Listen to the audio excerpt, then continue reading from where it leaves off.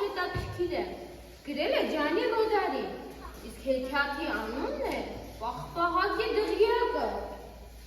Գիտեք, դղյակը ամբողջությամբ պաղպաղակից է։ Եկեք միասին լսենք, հա, ինչպիսին էր հեքիաթը։ Մի Բոլոնիա քաղաք կար։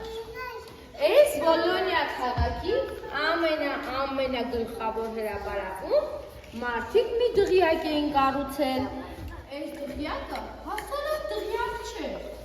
Քաղաքի բոլոր ծայրերից երեխաները փախչում գալիս էին, որ մի քիչ լպստել է դղյակի։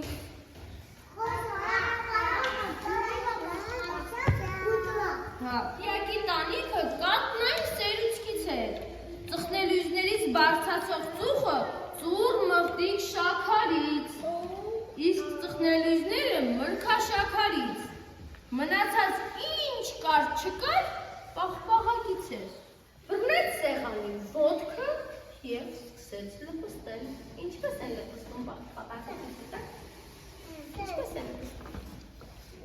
Իսկ երբ կերավ վերջին ոտքը սեղանի իրացել էր, անկավ ուղիղ տղայի վրա։ Պահակը տեսավ, որ դղյակի մի պատուհանը հայչում է։ Այս պատուհանի ապակիներն էլ ելակի պաղպաղակից էին, դարձել էին վարդագույն արկակի, խոսում էին իրենց համար։ Գիտեք չէ, որ պաղպաղակը եթե սազնանացում չի, ինչ է անում։ Հալվում է, թափվում է։ Վազեք այստեղ, շուտ արեք, կանչեց պահակը երեխաներին։ Բոլորը վազելով եկան և սկսեցին իսկական տոն էր Բոլոնիայում։ Բժիշկների հրամանով այդ օրը ոչ մեկի փորիկը չցավեց։ Այդ օրվանից երեխաները հենց երկրորդ բաժին պաղպաղակն են ուզում։ Ծնողները տխուր ասում են.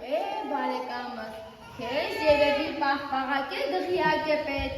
էն էլ Բոլոնիայում է եղել, այդ ժամանակ դու շուտ կլավանաս։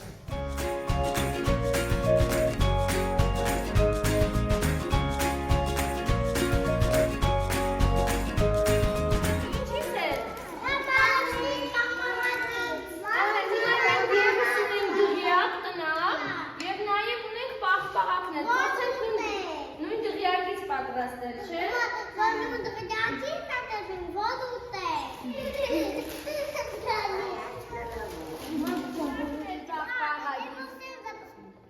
Իսկ որ չուտեն պաղպաղակը ինչ է լինում հեքիաթում։